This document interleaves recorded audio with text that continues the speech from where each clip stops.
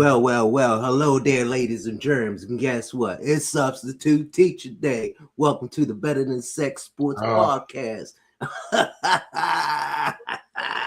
Oh, shit. That's right. I'm in control. I am Tim Dog from Be More Careful. You just said you was a goddamn substitute teacher. Hey, this Pharaoh King. Fuck you. Happy Hump Day. Boy, shout out to Orlando. Loving the way I feel down there. Love to everybody out there. Welcome to the show. That's a lot of loving, boy. I tell you what, we always start our day off with asking the fellas, how was your day? So, Shata, since you in love, how was your day? I can't call it, man. Went out there, you know what I'm saying? I do my thing out in my yard. You know, I can't, with this economy, my potatoes and everything, they looking beautiful. My mango trees have life, fellas.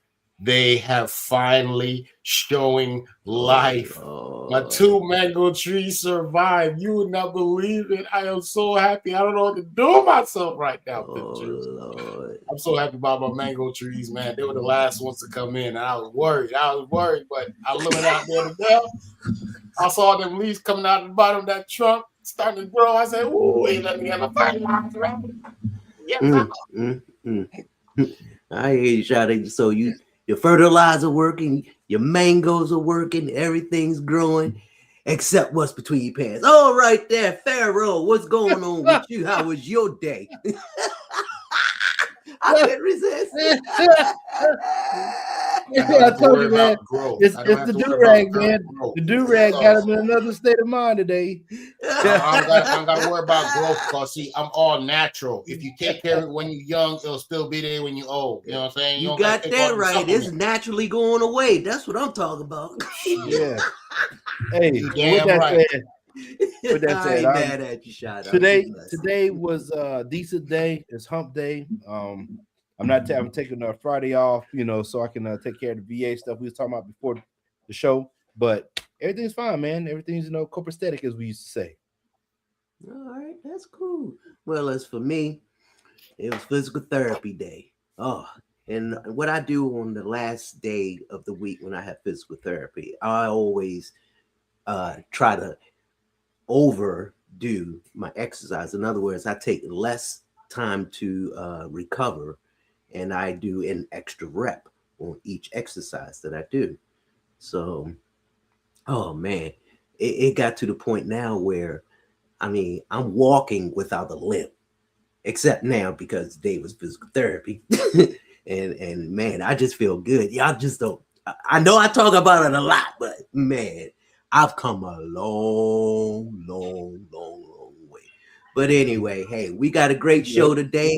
And our show today, I have no videos. I do apologize. So a man on the street hit me up. I'm like, what the hell you say? Then he texts me. No, I'm just messing. He asked me to do the show today. So today is going to be all NBA playoff day. The first round, we're going to go by series, and we're going to start out with the first series with OKC, excuse me, in Phoenix. Hold up, if I could shoot out an alibi. Oh, go for it, yeah.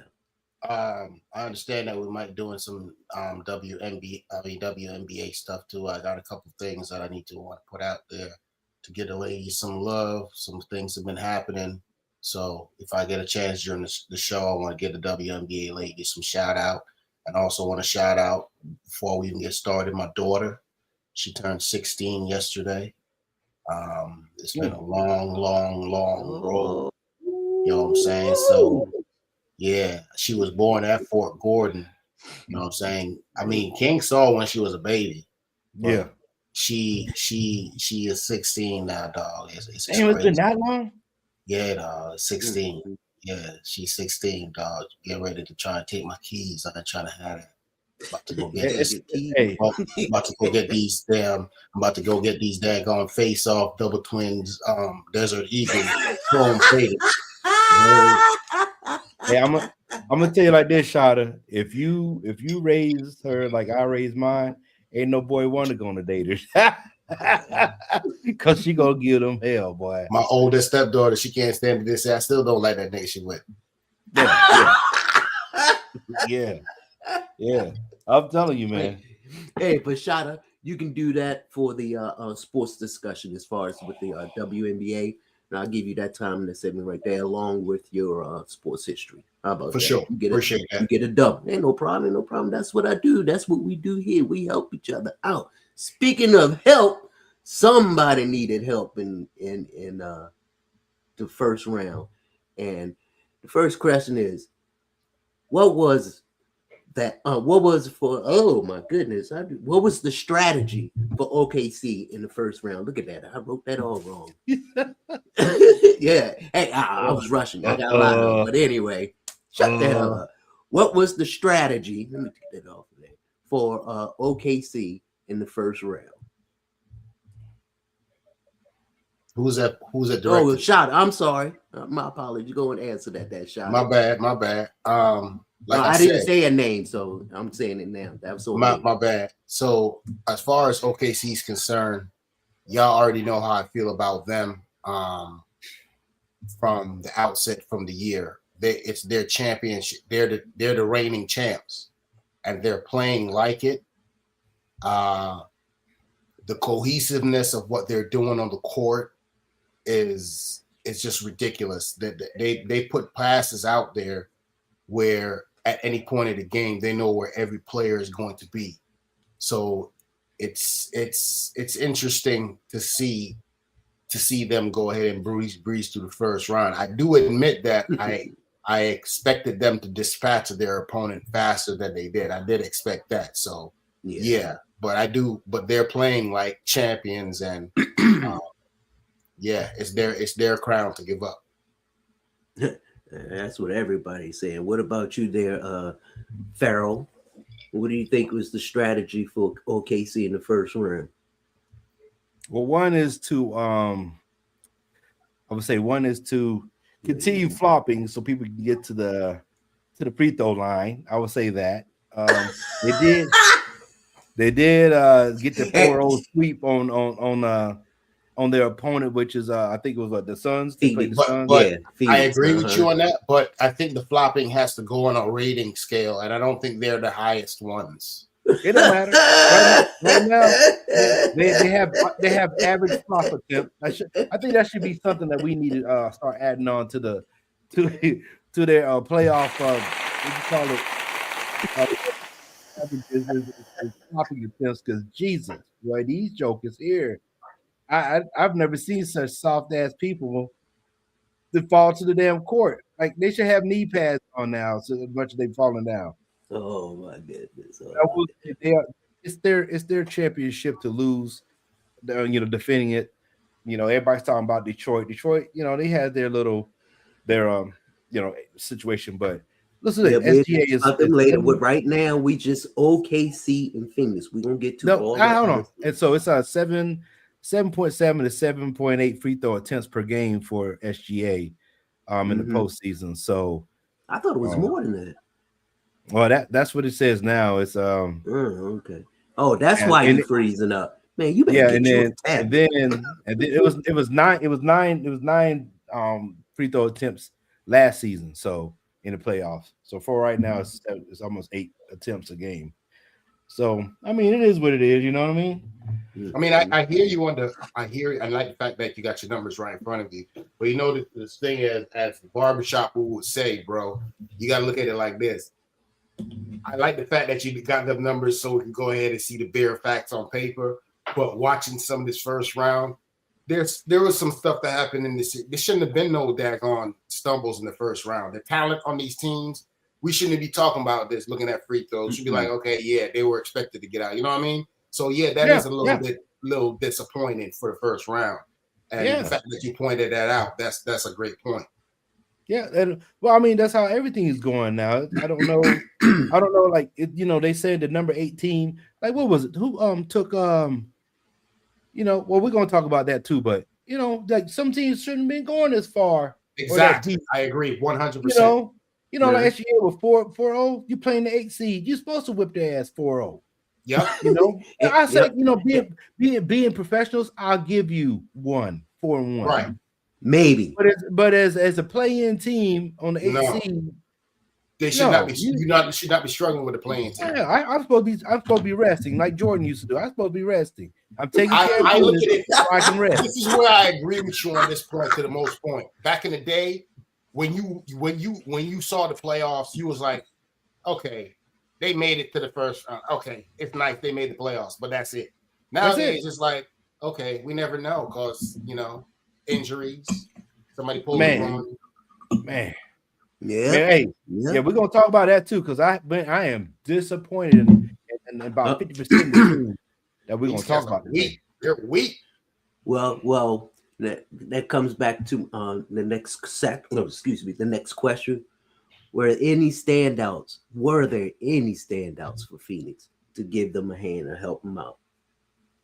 Standouts in that Farrell. series. In that series, we just talking, in that whole. I mean, they ain't going nowhere else right now. They probably home cutting their grass.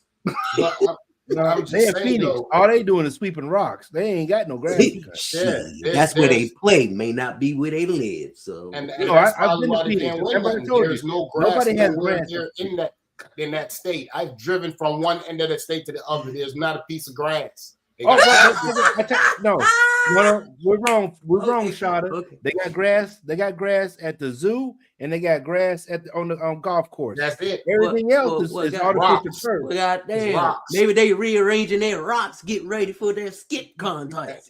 Oh, no, they I told my wife, I said, anywhere from Texas over and that side of the country, they see rattlesnakes like we see gators. I'm not trying to go. Right. Exactly. No, But no, But there's back nothing. to the question.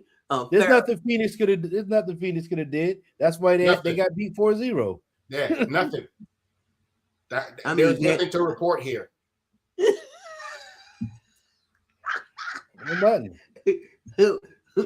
Oh my goodness. What's up, Just saying. Tim? What up, Tim? Damn. You know, So- Tim a Lakers fan. Poor dude.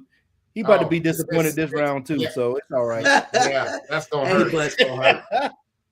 Matter of fact, but Tim and LeBron about to go to the same place. Yeah, they They're about about to go to fishing together at the end of the season. Yeah, dog. Go on, get. I don't know if Tim can afford to go where LeBron go. Oh no, Tim can't. He live in Charleston. He got all the water he need. Yeah, just tell LeBron to send him an invite because he coming. Let's get the fishing reel. Who that? Let's see. Who's Black Gold? Black- I know say no what brethren mean. So me and my friend. Oh, okay. All right. That one they all hey. 'Cause I'm looking at this, least I'm one like, of us know, understand what's going on. Hey, welcome to the show. I hope you enjoy yourself. For sure. For sure, you will. All right, but for me, I'm just gonna throw it on out there because Devin Booker played just like Devin Booker average. Man, listen. And hold on, Shada. Hold on there, Shada. Now we all know in the playoffs, stars are supposed to shine. And he wasn't shining. I mean, he averaged during the season 26, but he averaged in the playoff 23. So that's not going up. That's going down to me, in my opinion. So, and I mean, Well, he's a standout for the wrong reason. No, I'm saying you just proved our point. So Nothing I have to report here. contribute, so I'm contributing. yeah, There you is proved nothing, our point on that one. there is nothing to support here. Never The only in the thing- history of niggadom did anybody say they're going to see Devin Booker. Okay.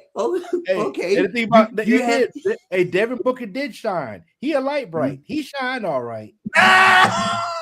You would know. Him and Clay Thompson has ruined it for them lights in the Knicks.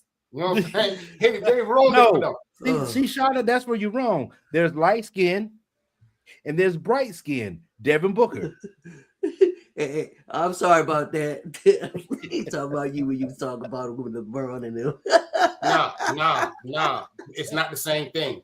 He's dating one of the Jenners.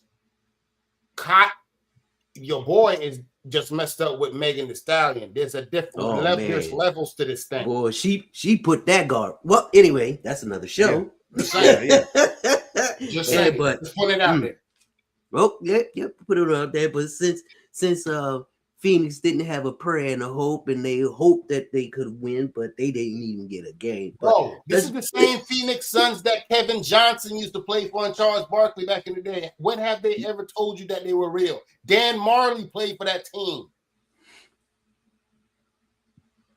They ain't never won nothing. Amari Stoudemire played for that team. They ain't never won nothing. Matter of fact, what was the name from Kevin Durant Charles tried to help them. Charles Barkley was closest to them getting to championship, and they lost to who? No, but when they had what's his face, the run and gun guy, the dude from Australia, the point guard the Dallas Mavericks had. Oh, you talk about Steve Nash? Yeah, that's right. They did have. Yeah, but that was at the end of his career, though. What was his name? Carbajal? It just Carbajal. No matter who went, they had that dude from Brazil. What was the dude from Brazil? Yeah. But Brazil, their best chance and their only chance was when they had Charles Barkley.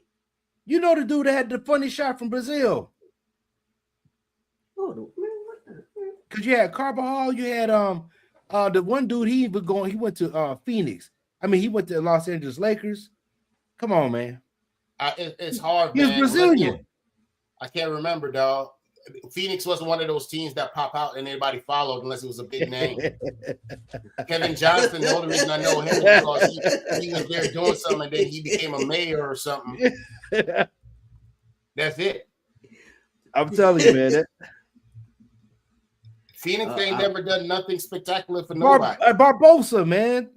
Barbosa, man. See, down Leandro Barbosa, man. He's a journeyman. They had Bradley Beal. They had Grayson Allen. They even had Nurkic. Listen. So what? Anyway, this is a Phoenix. Phoenix is the bird that's never going to rise from that. It ain't that one. Ain't going to never come back. Well, right now, put it like this. Right now, Phoenix is doing what we doing, watching the show. We moving right along to the Rockets and the Lakers. I'll let your boy. How did the Rockets' young players handle the playoff pressure?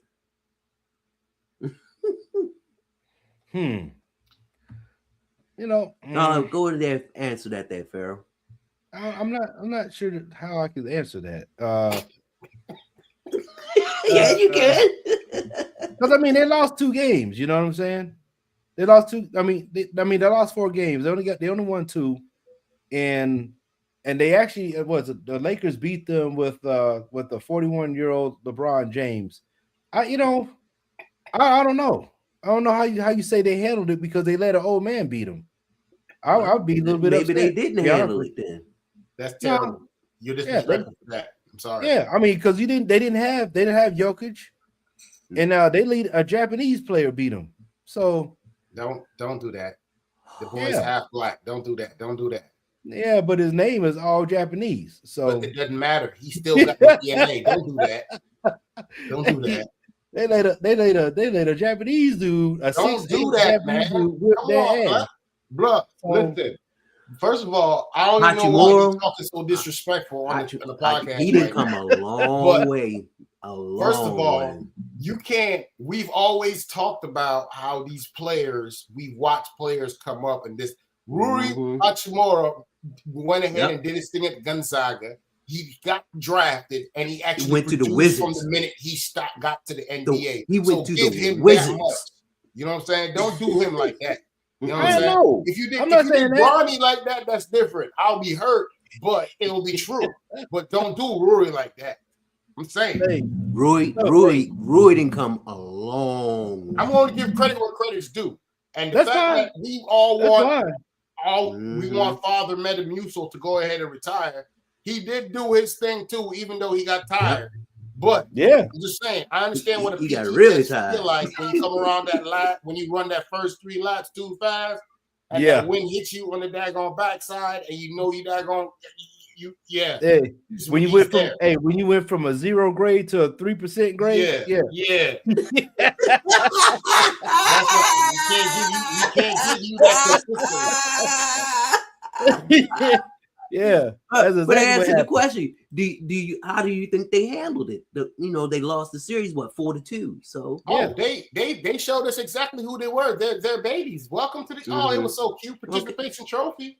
That was so cute. And speaking of which, was KD not playing the main factor in the Rockets' exit? No.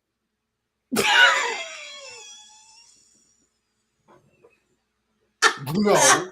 I'm gonna mirror the same answer. No. Oh man, I believe if KD would I have would went like in to there, ask the question, but my response to that question since you put it out there, what has KD done since he won a championship with the Golden State Warriors that lets you feel that he could come up off an injury and lead a team to win anything? And then he only played one game. Okay, then. And they lost that one. I just want to know. I just want to go ahead and see if somebody can put a poll out there. See, now we can go ahead and talk about that. Yeah. Hey, all I'm saying is that he's not there to win them a championship. He's there to teach them young players how to play and become champions. How? He jumped on a team that had championships already. How is he going to teach somebody how to be a champion?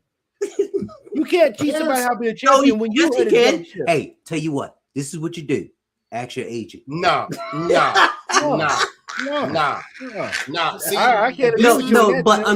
see, y'all talking about the business aspect. No, I didn't talk about no business aspect. No. You said that he's there to show them how to win a championship. He's only one on the team that had champions already. Correct. So there's no way the wrong person to put that on. Yeah. So you saying that Kevin Durant doesn't have skills? Or you saying he doesn't have skills? That's what I'm saying. Teach them how to be a champion. Basketball skills, knowing how to read defense, because we all know how he gets to see a lot of. He's not that guy. I don't know, Tim. I disagree with you. He's not that guy. He's not that guy.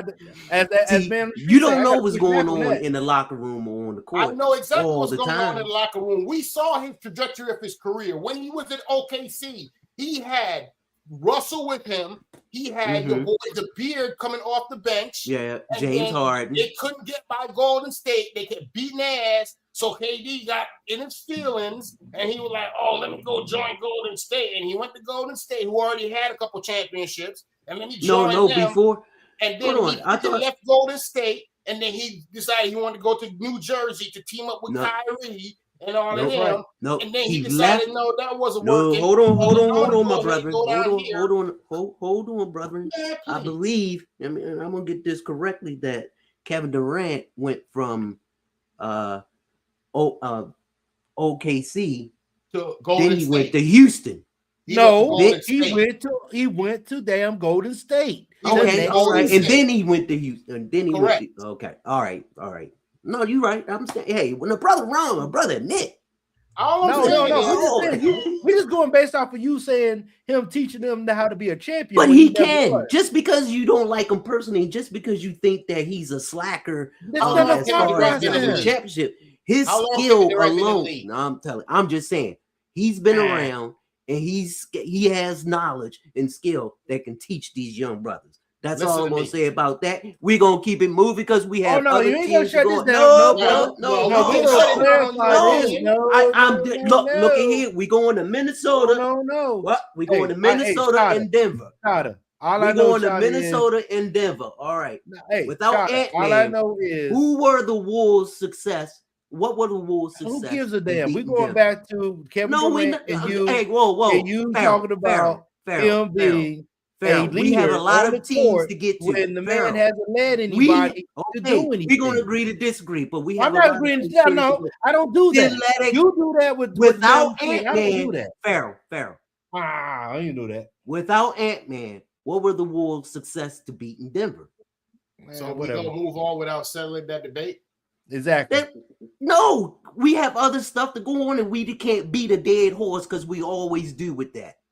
Now, Shada. Let's go on because we got a lot going on. Without Ant-Man, what were the Wolves' success to beat Denver? Listen, I'm good. Okay.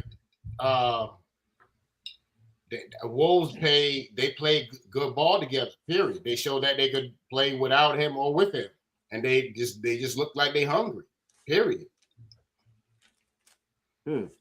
Even though Minnesota, they won their last 4 games without him, and then in the first round for the hamstring, it was a hamstring. So that right there shows that Minnesota, even without him, because they had that young boy coming up in there, what was his name? Shannon or Sharpley, whatever it was, came in there and he just sped up the whole game for the team. That's what I saw in that first round. And then, what about you there, Farrell? I only have one thing to say. Denver didn't show up to play. It made the damn Timberwolves look good, and that's all that was. They just didn't show up to play. Oh, They were the 3 seed.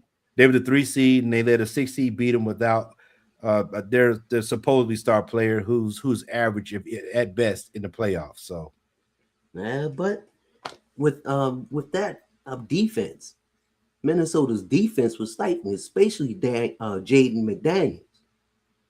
So, and speaking of which, why are you saying that, Farrell? Does Rudy Gobert have the formula to beat the Joker? No, beating the Joker.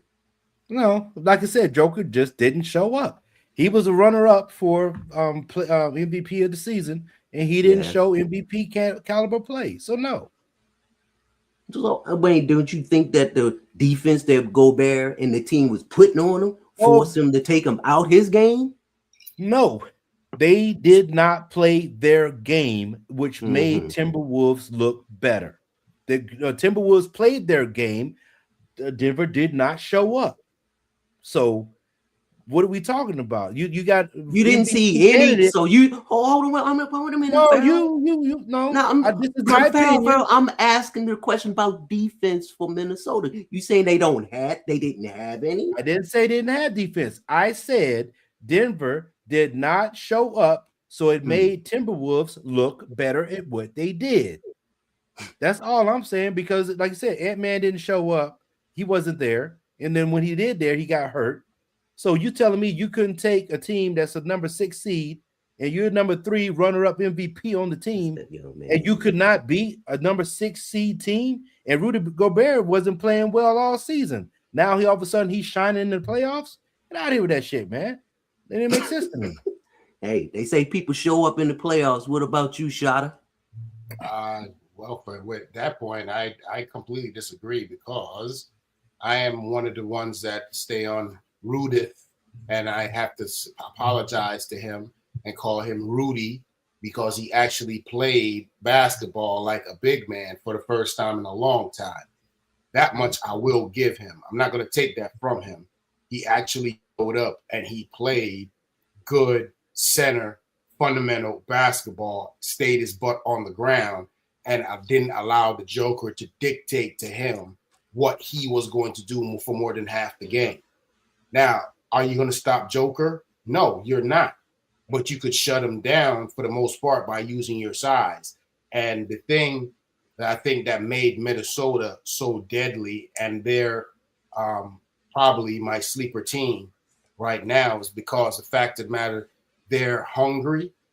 And I am actually watching Anthony Davis to see how much he's going to go ahead and try and lead this team. Anthony Edwards, to try and see if he's going to be able to lead this team. And I'm liking what I'm hearing coming out of his mouth as far as taking a back seat and being a team player, because Bones Highland and all them, Naz Reid and all them guys, they're playing basketball somewhat to like what the Celtics were playing when they were freaking making that run for the championship.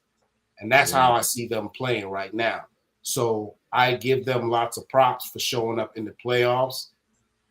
Denver, Farrell might be right. They didn't show up, but that's not Minnesota Timberwolves' fault. That's Denver's fault. That's something Denver needs to answer for, not for Minnesota. That's just my opinion. And that's what I said that. But like I said, I didn't say Rudy played bad. I'm saying Joker's MVP caliber play didn't show up, which made Rudy Gobert look like a great defensive player during the series. I guess you could say that too as well. Yeah. So well, it is what it is. To me, it just looked like Minnesota took them out the game. They played hard defense, and Jay McDaniels, I mean, he was a monster. And then what was that game? Game 3. After that game, Jay McDaniels, he sat out there and said that their defenders suck. Can't nobody do anything. And then the next game goes out there and prove it. And that was the game that he made the layup, and Joker got mad, took him out of his game. And that's what they did without Ant-Man. What's the light-skinned dude name? He didn't play well either. Oh, he got hurt. Talking about the point guard for Denver, Murray. Yeah. No. Yeah, Murray. Oh, Murray. Oh man, Colin Murray. Anyway, Yeah, Murray didn't play well either. So I thought you were talking about the other dude with the braids. Well, I just look at it like this. that There's didn't some play. teams in the NBA that are built to win multiple championships. And I think those days of seeing 3 and 4 championships in a dynasty are fast coming to an end, because of the mere fact that the field is so level now and the game is so fast. Because I'm telling you right now, those teams right now that I've watched in the playoffs, the teams that are able to hit free throws, that are able to come together when it's clutch time and don't tighten up, those are the teams that are surviving. So whatever you do, whatever you leaned on during the regular season, you got to ratchet that up in the playoffs. And I think some teams are adjusting to that better than others. You hit it right on the head there, Shada, with our next series here between the Spurs and the Blazers. After losing game 2 without Wemby, does this show a serious sinkhole in the Spurs game? No. I would say no.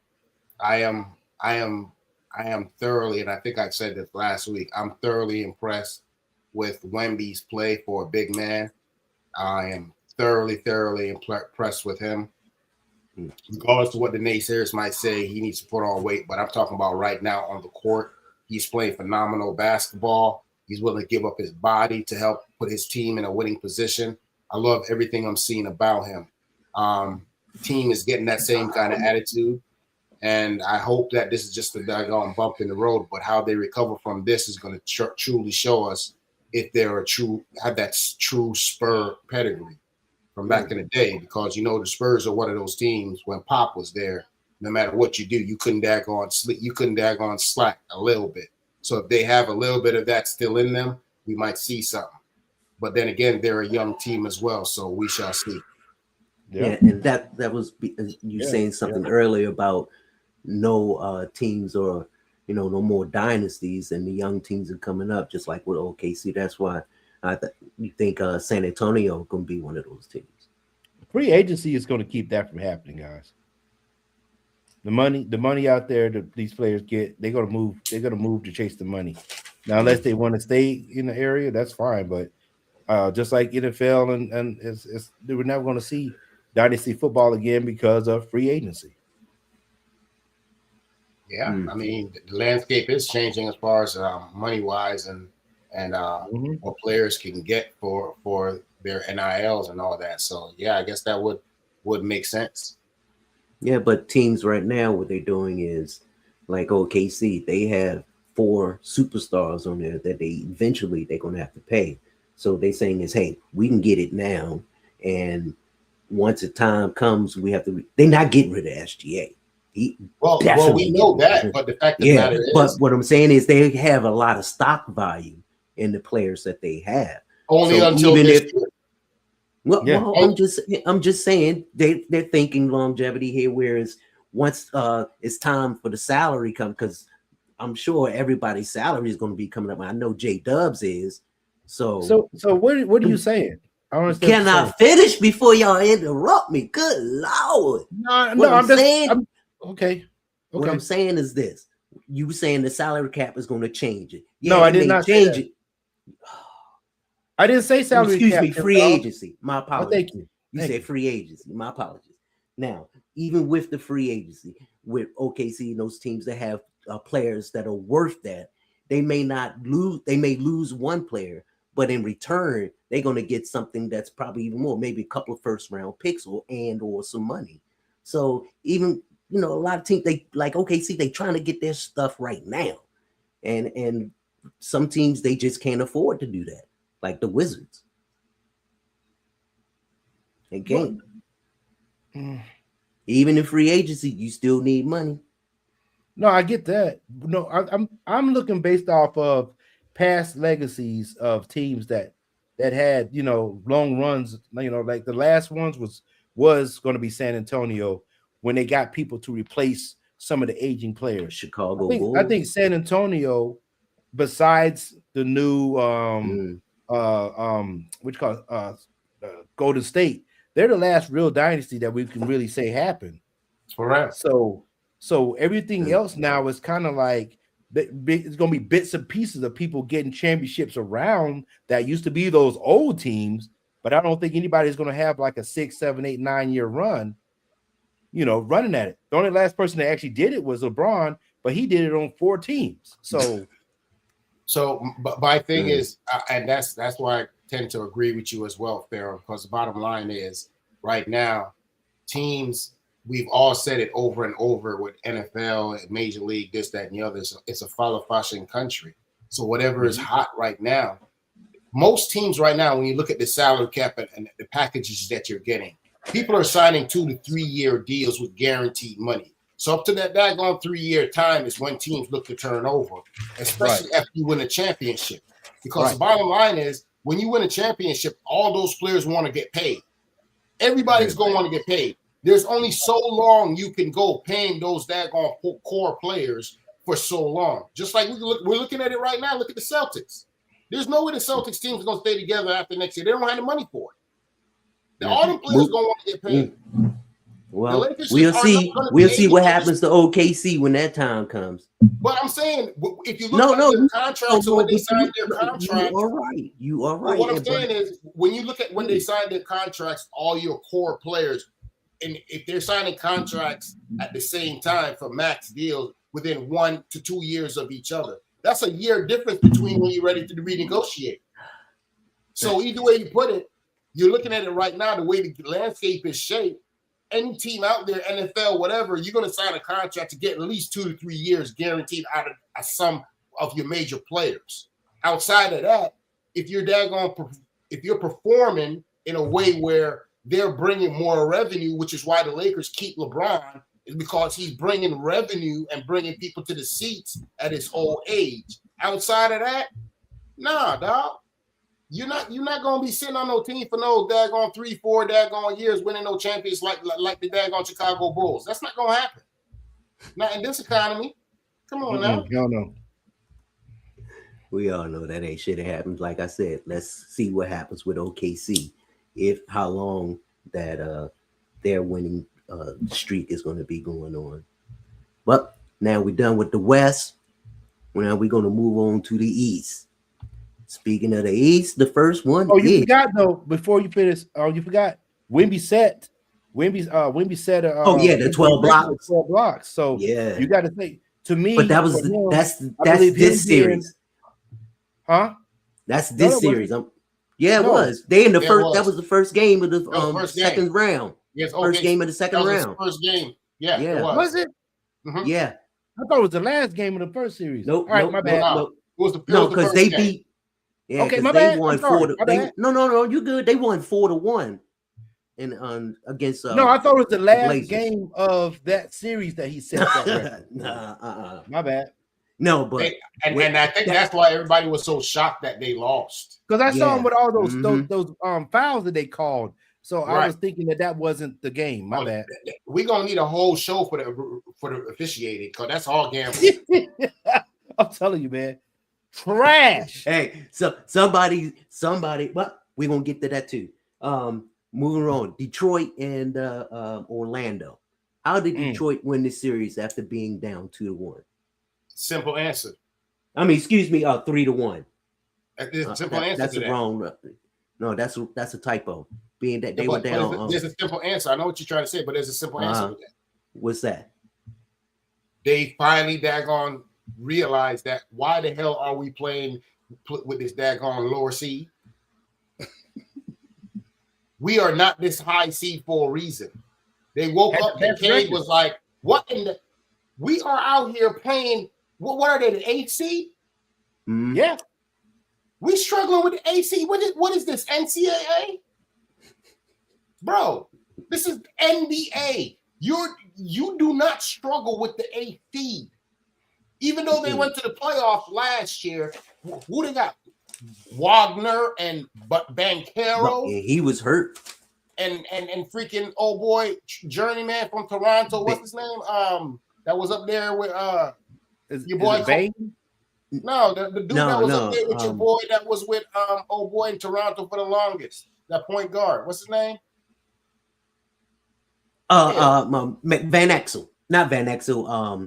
Damn, what? You said Van Exel? Van Cleef. Did he say Van Exel? Bro, I know he did not say Nick Van Exel. I forgot he even played. Thanks for reminding me. I forgot Van Exel played. You are really showing your age now, bro. You Man, said shut down. Answer the question. You heard. Man, I had to look outside to make sure I was still in the same house. Shut up.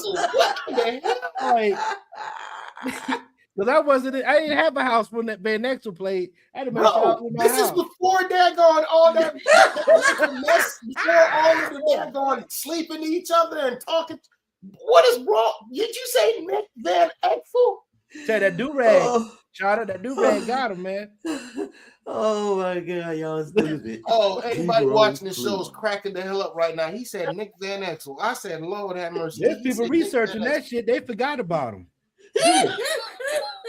Anybody watching our show probably like, who is that? They gotta Google that. Hey, hold on, I'm about to research where he at right now. Was her. That's who you talking about. All right, but don't worry, I'm gonna keep the party going in my segment. We're going Farrell, how did Detroit win the series after being down 3-1? Already answered it.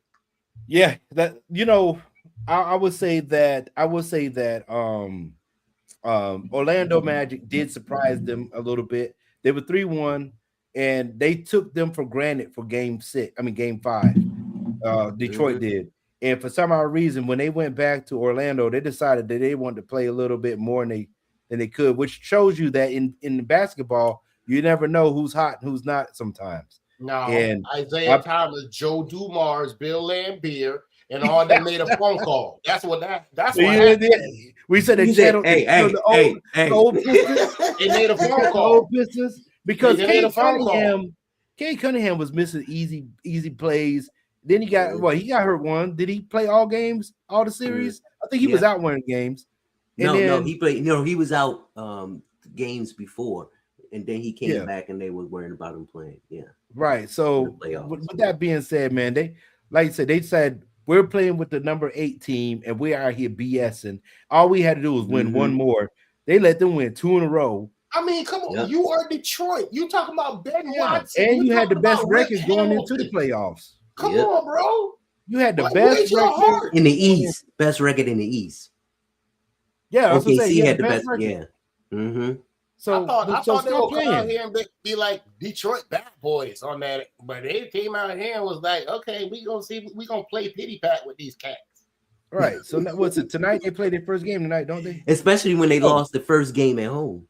They need to stop hanging out with freaking daggone that man that like to go to Disney and play with them little fairy daggone spinning things. Daggone boy from South Carolina. Jenkins need to keep the people to himself. What are you talking about?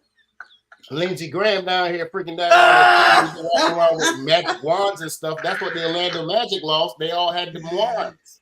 Oh my God, you dude calling them fairies. I'm just saying.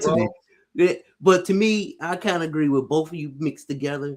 Detroit, they took Orlando likely, and Banchero, he was the only one that's really keeping them in place. But moving on from that, I ask this question: what was the ultimate killer for Orlando?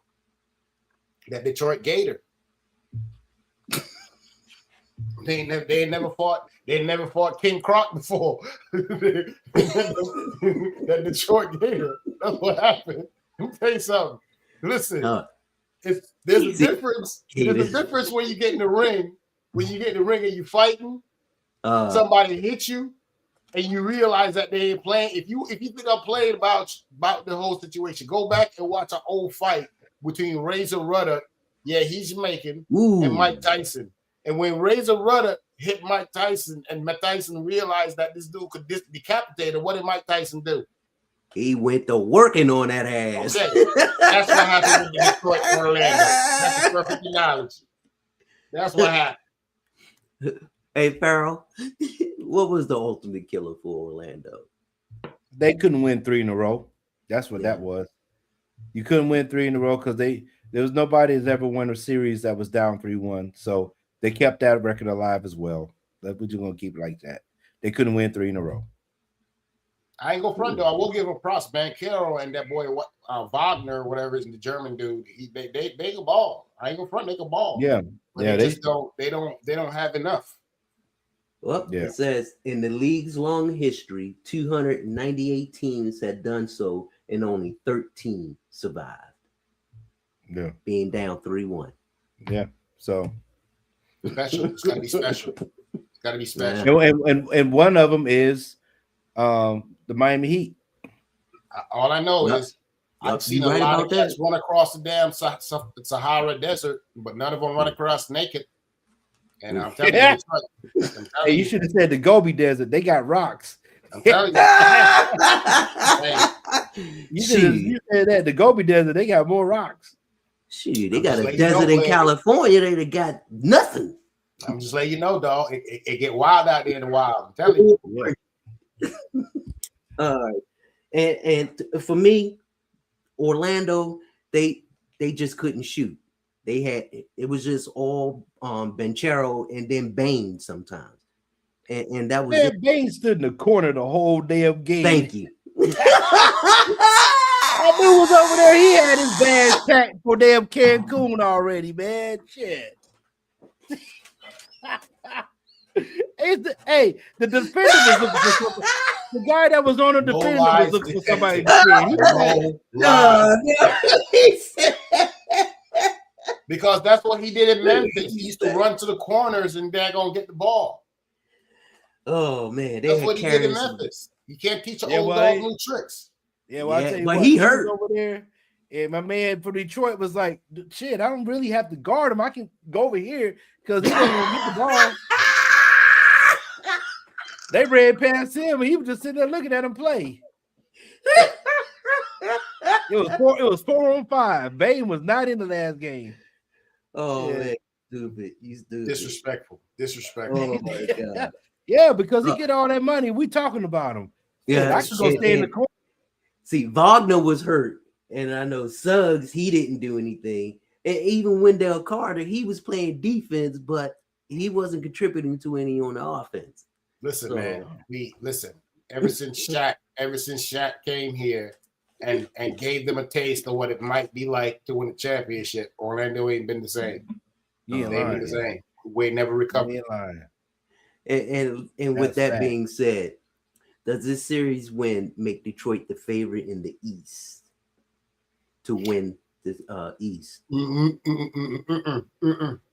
No? Yeah. I can't say that either. Mm-mm. Because I think New York found some traction. Yeah, but even with that, that's my team, and I love the Knicks to death. Yeah. But We're going to talk Yeah. about them, but Yeah. let's stick to this. okay, does Yeah, the no, East series make Detroit favorite? No. The answer No? is What is it, definitely Farrell? not. Yeah, I said no. No. No. They don't because Okay, they showed their ass. If they would have sat there and eliminated the Magic, I would have been scared of Let's them. say 4-1. Let's say 4-1 hypothetically.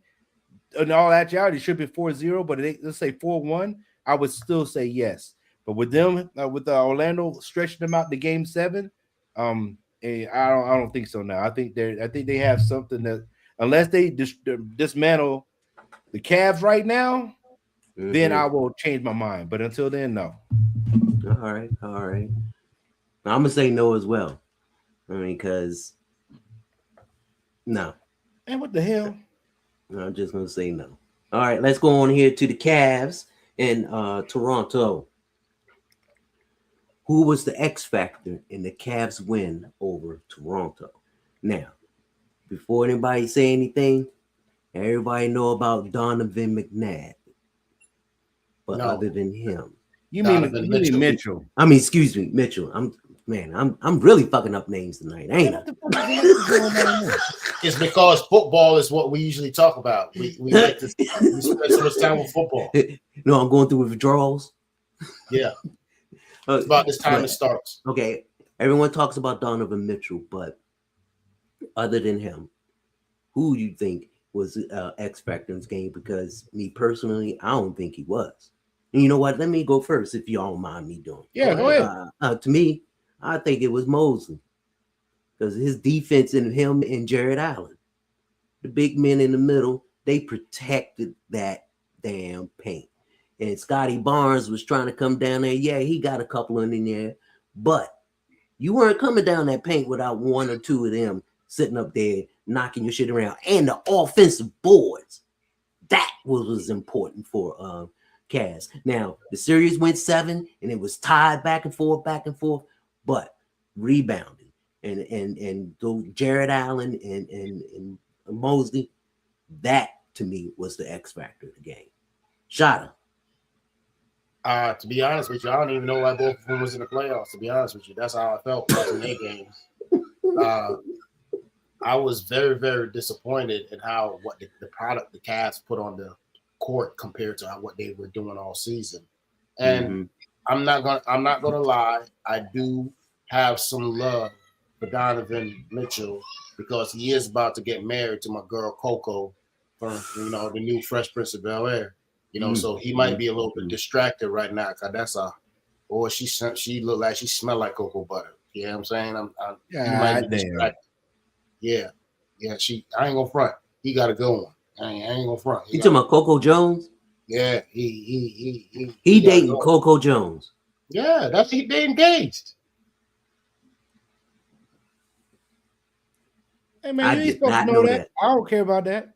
No, but Coco, that woman can blow. They engaged. That's why he can't hit the basket sometimes. It takes him so long to get started because he keep looking at it. I guess Tatum and introduced them to because he's dating LMA. Yeah. What the fuck they got to do with basketball, fellas? Hey, it's not about players. They're gonna be on the next Basketball Wives. It affects how you perform on the field. It affects how you perform on the court. It's important. What do you think that, Shada? You see what happened to Magic? Don't act like that didn't happen. Hey, Magic was a pimp, boy. Don't act like that didn't happen. Don't act like you saw what Tiger did to the PGA. Don't act like he wasn't over there slaying them. Yeah, he hurt right now. Yeah, he sure is. I'm just pointing out facts. That's all. Oh Lord. As a matter of fact, who do you think was the X factor for Cleveland in winning the game? Winning the series. I mean, like you said, I can't disagree with your take. Jared Allen has been around for a minute too. He was, as a matter of fact, he was with the Nets for a minute. And Mosley has been there. I think he left and came back. Yep. He's turning into one of that.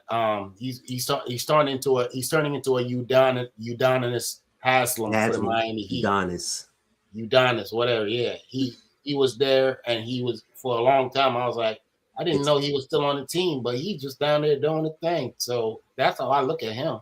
So, right. I thought start the team. I didn't see anybody that stood out that made me go, ooh. No. They're not impressive. I'm sorry, I didn't mean to cut you off. Farrell. Yeah. What about you? When it comes to Donovan Mitchell, he's the star, but I would say that the role players is really what pushed them forward in this series. And like you said, Allen and definitely Barnes, because they was contributing on defense as well as offense. I believe that was the real difference in their win. Like I said, there was an even game. They were 5-4 teams, so I'm not looking for a team to be better than the others because they're pretty much evenly matched teams. That's why they're 5-4. That would be a tough series for anybody. So defensively is what I say was the edge, and then went to Cleveland. You're right there, Farrell, because they were evenly scored until the 7th game. So, what was it, 669 to 669? Come on now. Yeah, I And, mean, and it was a like close you said, game. Like they didn't blow it's him out. hard You know what I mean? Yeah. All right, and just hit this real quick because I think we already done touched it. We could have done Toronto had done better to try and win this series. What is better? I mean, Brandon Ingram, I think being out that last game really hurt them in the scoring. That's the only thing I saw that they were missing. The points that Brandon Ingram and the fact that he's got a beautiful turnaround mid-range game. And I think that's a lot missing in the series that they could have played off of. So I think that could have been a factor as well. Farrell? I mean, you think about it. The series average was 112 points for Cleveland and 110 points. Yeah, you saw that. Right?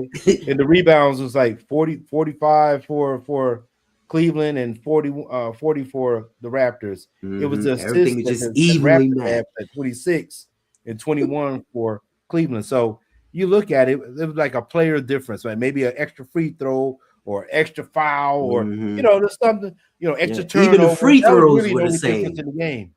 So I mean, just other than Brandon Ingram being out, I would just say maybe the hustle, maybe home court advantage, and that's why you won it. Yeah, but if you look at the history of the Toronto Raptors since they started out as a expansion team, they've always only had one or two players that stand out on their team. They've made up, because even with the Sixers coach Nick Nurse was daggone their coach that took them to the championship when Kawhi was there. Yep. So I'm just saying they do have a history of having great players, one or two. Vince Carter, you know what I'm saying? But they've never really stood out much more than making scaring one of the top out up there. Yeah. So they've always made a little noise, but they've never really daggone broke through to be able to even get invited to the wedding. Other than that championship with Kawhi Leonard with the four bounce, shot. Oh yeah, the lucky bounce. Yeah, so that was about it. All right, now moving on to our next series, the Knicks and the Hawks here. After losing games 2 and 3 and being down 2-1, what did the Knicks do to win 3 straight? Farrell, I'm gonna get you last shot because I know you. I'm gonna say the number 8 guy, the African dude. He played his ass off. The one that came from Toronto. He was in Toronto. Anunoby. Yep. Yeah, that guy. Yes. Yeah, he was in Toronto. Okay, yeah, he played his ass off. Yeah, he got him a man. championship. He does, doesn't he? Yeah. Damn. Well, he played his ass off. So I would say that was a real big factor. I'm gonna tell you now, if Jalen Brunson cut his hair and get regular hair, I think he'll be more consistent. I think his hair is keeping him from being inconsistent. That's my personal take on that. Taking all his brain cells away because they too tight. I'm sorry, man. I don't like it, man. I don't like his hair. One thing about you, Farrell, and I love it, is you are fucking candid. I love that shit. You don't give a fuck about it. I'm gonna say what the fuck I want to say. He's petty. That's what it is. He's petty. No, that ain't petty. He's just an old grumpy man. No, he's old and petty. Ornery. Oh, ornery. Oh Lord, no, he ain't ornery. Come on now, he ain't that bad. Hey man, it is what it is, man. Cut your hair. Oh my goodness. Well, for me, I say that it was a wake-up call, because when you lose at home and then you go on the road, even though you have fans on the road, because them fans, New York fans in Atlanta, was louder than the Hawks fans. And that's they got embarrassed. Yeah, and they got embarrassed because they knew they were better than the young Hawks team. And that young Hawks team, that boy Johnson, woo, ow, that boy ain't no joke. going up there. I Yeah, ain't he- no joke. You said that Mike smoked now, slamming one and done to make sure it's broke. But they picked up on the defense. That's to me what they did. They slammed down on the defense and started making shots.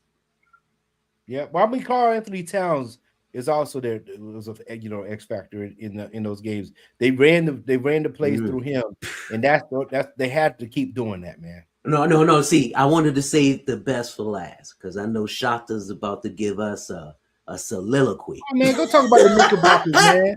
No. The Knicks was relevant was with Patrick Ewing. No, because there are a lot of things I want to to. hear from Shata.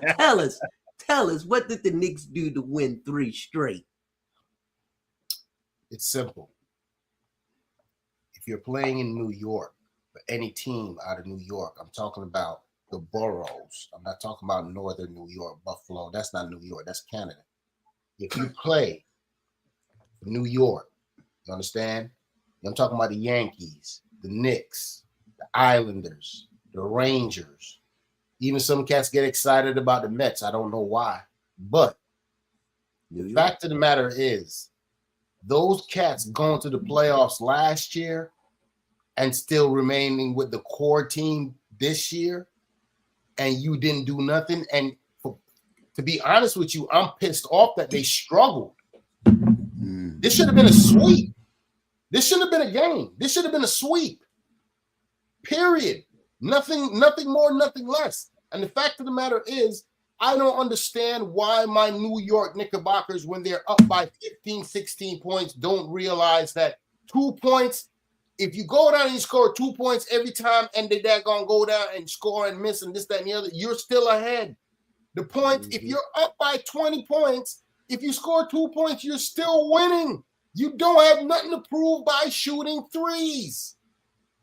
If you shoot threes and you miss 3 ball down and go down the court for daggone a minute and a half, back and forth trading baskets, and you're up, guess what? We don't have to do that. Let's run some plays. Let's practice for the next game. Come on, man. These kids are playing. They're out here doing stuff that they didn't do during the regular season. Play hard-nosed defense and let your defense produce your offense, and they're going to win. Period. If the Knicks stick to that right here, they go straight to the championship. Period. And another thing, Cat stayed in the paint. He had 2 triple doubles. He ain't need 2, and that's where he needs to stay. Thank you. That's my point. That's my point. That's what all teams need to look at what they did. If you're 7 foot, there's no reason for you to be out there by half court shooting threes. Get your ass down low, 2 points, and you get fouled, you got a 3-point opportunity. That's at least the dunk or the lay-in or whatever. That's a high percentage shot. Yep. Why are we out there trying to shoot low percentage shots when you have a guy that can give you high percentage shots? Because you want to retire and hear him say, "Oh, he's the first 7-footer to hit 45% from 3-point." Nobody cares. What did you do? Did you win? Did you win? So he shot 45% in a loss. Get out of here. That don't make no sense. Hey, don't forget about Bridges and Hart. Those last 3 games, well, the last 2 games, Bridges. I'm not mad about our auxiliary players. Our auxiliary players, like Bridges, the team he was with, believe it or not, was Phoenix before he got to New York. I thought he was with Brooklyn. No, he might have went to Brooklyn and then came to New York. I don't know. Yeah. But I know he was originally with Phoenix. So he's always been a role player. All those players on the team, Anunoby is the only one actually that I think is taken on, has improved since he left Toronto. Because in Toronto, he was a role player. But now in New York, he's more of a leader on the team. And he's not one of those 3rd season. This is 3rd season with the Knicks too. Because remember, the first season he was, shady and shiesty, and last season, he was good. But this season, I think he's just basically coming to his own. If you're 6'8", you better be producing as a basketball player. You're wasting my time. You're wasting my time. There you go. I'm just saying, man, I shouldn't have to have another man to teach me how to be better about craft so I can earn more money so I can get another championship. You got a championship because you just happened to be on the team. That's why I didn't know he was on the team. Oh my goodness. Again, What were some of the that's Hawks' what I'm saying. deficiencies in trying to beat New York? They got rid of goddamn Trey in the middle Trae of the damn Young. season. That's the fault. That's what's wrong with them. They wasn't gonna win nothing with Trey anyway. Mm-mm. So that's my Nah. point. But that's still a deficiency. At least they probably would have been in better shape, even though he's losing hair. That's not a deficiency. That's a negative. Period. Man, this motherfucker lost. They traded his ass at halftime. Hey, that's what shit. First of all, when is the last time that the ATL won anything that you could remember other than the Braves? Don't They worry, don't have I'll wait. they don't have a good winning percentage for championships. Okay, then. They Okay, don't then. have a good winning for anything except Georgia, Auburn. But that's not that in ain't even Atlanta, in though. Georgia. No, but that's just in the Hey, state. and Georgia's even on the chopping block. Shit, hold on. But they won more than the Hawks. Shit, I think all three of us we've won more than the Hawks. Okay, And- what level we talking about? And we're talking about a Has team the that Hawks produced- ever won a championship? No, not that I can recall or No. heard of. never. But we're talking about a team that produced one of the most dominating dunkers in the game, Mhm. one of the shortest, most productive players in the game. Yeah, they have. Mhm. 1958. They did? What? 1958. They was based in St. Louis, defeating the Boston Celtics in 6 games. Bro, that was basically St. Louis Hawks? Bro, Yep. that was basically 10 years after World War II. Come on, man. Anyway, let's let Well, the Hawks since moving to Atlanta in 68, no, they are winless. Yeah, Championship. Come on, man. Come on, Man, man.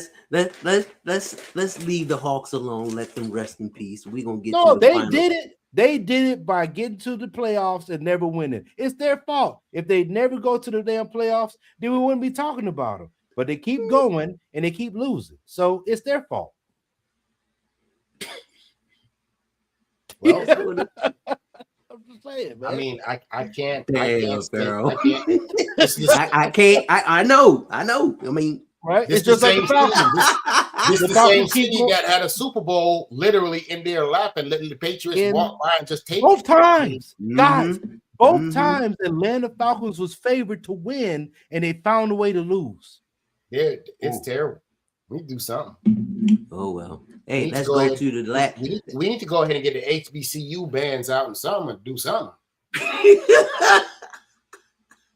Man, There's a lot of them down there in Atlanta I'm just and saying, Georgia. they need to have a damn potluck or something because it ain't Practice.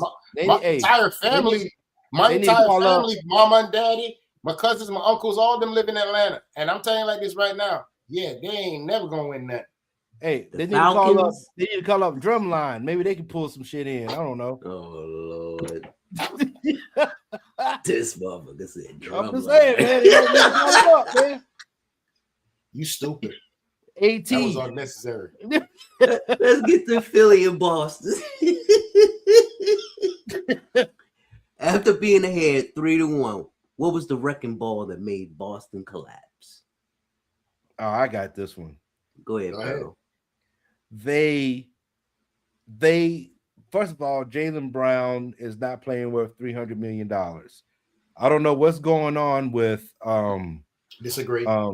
Tatum, but last year they had the highest 3-point shot percentage, and that was what was carrying them. And they try to do that again this year, but unfortunately, the team they played against does the same shit, and they made more of them. So, with that being said, I don't know why the 76ers drew that shit out as long as they did, because once again, you should have took your big ass down there to the paint and let them miss their threes. You get your guaranteed twos, and then you're running them out 4-0. But you carried it, you dragged the series out because you tried to match shot for shot with the Celtics. So it's their 3-point attempts. They shoot too many of them, and they're not making enough. And then Jaylen Brown started doing what he was complaining about. He started flopping game 7. He flopped his ass off in Game 7. He looked like a fish out of water. When you complain about LeBron James flopping and shit, or Embiid, but your ass was flopping as well. Mm. And now you done flopped your ass home. So that shit was terrible. That was a horrible game. So Damn. go ahead and jump on the back of his wagon. I'm not even gonna let my feet touch the ground. I'm gonna go ahead and keep riding. Oh, he told you, huh? I'm gonna go ahead because in Jamaica, when we used to go to school in the mornings, when we didn't want to walk that long ass way, we used to get on the back, hop on the back of the truck and ride the truck down to where the thing, and then hop off. But the stupid ass dude would hop off and stand up straight, and then his face is gonna be tore up. You gotta hop off and keep running, fool. Yeah. Them cats is they doing a little bit of that right there. You know what I'm saying? And I didn't like how that was going down. Yeah. Now, me personally, I despise the Boston Celtics as much as I despise the Dallas Cowboys. You hear me? There is no reason for anybody to like anything about the Shamrock. It is a farce. It is daggone freaking lunacy. It is a daggone, it's anarchy, and it's a sin. We ain't no daggone thing called no leprechauns. Hear me? Let me tell you like that right now. Jason Tatum ain't never going to be the same again. Because the fact of the matter is, he came back and played well, and then he was on the bench. But it's obvious, I don't think the Celtics are built to operate and win anything big without having all their pieces there together. They're not built that way. They have to be out there. Joe Mazzulla, I don't think he is good at coaching without having his top players there. There's only a few coaches that could do that. Minnesota proved they could do it. You know what I'm saying? San Antonio proved they could do it. The Celtics are the only team that we expected in the last couple of years that have been consistent, along with Golden State and OKC, to know that when they have their core group on the floor, they're dangerous. But they look like they've been fracturing. And ever since they won that championship and all the talk between Jalen and Tatum, and if he's serious and how smart he is and if he deserved money, there's been a lot of distractions. Also, they're the team that lost their coach, Ime Udoka, to that daggone crazy ass chick that I never liked from Jason Poetic Justice. Yeah, what her name is, Nia Long. Can't stand that. She daggone make more of herself. Hey man, watch your mouth, man. That's my man. Hey, I don't give a damn. I never liked her. She's always daggone talking trash like she did the it shit. She ain't no Halle Berry. Get the hell out of here. Is that who he's dating? No, they broke up. That's who he was dating. To me, it was just their shooting. Like you said, Pharaoh, they shot so many threes that they shot themselves out. And I think with Jason Tatum not being there, and then the coach changed the lineup, you know, to try to contend Embiid, and that didn't work out. If he would have left the lineup alone, maybe even without Jason Tatum, and to me that was a deciding factor. And also, they couldn't stop Maxey. Maxey was just flying all over the motherfucking place, boy. Yeah, under there, yeah. He was gone. So I mean, he's fast, but you got to understand, Maxey could only get into those sets only when the Celtics get those long rebounds. Yeah, and they kept doing it, which is stupid because they kept shooting threes. Yeah, and that's what killed him. Yeah, that we all said it. What they say, cause right and now, effect. Tyrese Maxey has 19 points in the second quarter, man. Dang, that's crazy. And last question for that, when we get up, who finally showed up in the playoffs for Philly and made an impact on the team winning the series? Oh, that's easy. Who? That young boy that came off the bench. That young boy that he out here, he reminds me of Allen Iverson. If you give him any daylight, he will PJ Edgewood. I mean Edgecombe. Yeah, that boy. No, He's a starter. He don't come off no bench. Well, he wasn't a big player on their team. He showed up. He's from Baylor. I don't give a damn where he's from, but I know if they're gonna let that boy freaking come around that corner and you don't stop him baseline, he gonna dunk on you. He came in third for rookie of the year. I don't care about none of that. All I know is if he come around that corner and he get a step on you, he's gonna posterize you. And he can shoot the three. And he can defend. That boy is playing lights out. I ain't gonna. Yeah, he's lights out. He was 50% and 45% from 3 points against them. Thank He you, don't know what he don't know. He don't know what he don't know. Yeah, Farrell, what do you think? Who finally showed up for the playoffs? Well, I mean, I can't say Edgecombe finally showed up. He just played his part in whatever. I think Maxi's the catalyst. I think when Embiid got put in, when Embiid came in, they kind of went away from what they were doing to slow the game down. Yeah. Right. So because he's slow. Shit, nigga slow. And you gotta slow the game down because he's slow. And his growth ain't healed all the way. Yeah. And he out there looking crazy. So I believe Maxey is their guy right now, and they got to run through him. But like I said, we're obviously not NBA coaches that know enough, but I think with the pieces they have, that they play a different way, is play inside out instead of outside in. I believe the 76ers can take it if Embiid stays healthy. But no, he can't. No. And that's the problem right there. And he's not even playing tonight. No, he don't. Embiid. He's not playing tonight. No, he ain't playing tonight. Get out of here. Nope. Embiid is a low key. He's a low key freaking James Harden. He's a low key James Harden, and that not as bad as old boy that was Ogden when he came out. I just don't like Greg Oden in the great game. When he daggone misses a block or he misses an assignment, he act like his leg is killing him. But when he's on offense, he's looking to shoot a three. That boy, he needs to work on his work ethic. Oh my goodness. Nah, I'm gonna tell you what happened when he got that damn 3-year extension. He think his life is secured now. Yep. The man has not played one full season. He can get traded in a heartbeat. Remember I told y'all he played 38 games during this last season and earned $52 million. I'm telling you like this right now. You take Wemby and put Wemby on the Sixers and they win the championship. Absolutely. Oh yeah. 1,000%. I'm telling you, every team is one good player away from winning, other than SGA. I mean, other than Oklahoma. OKC.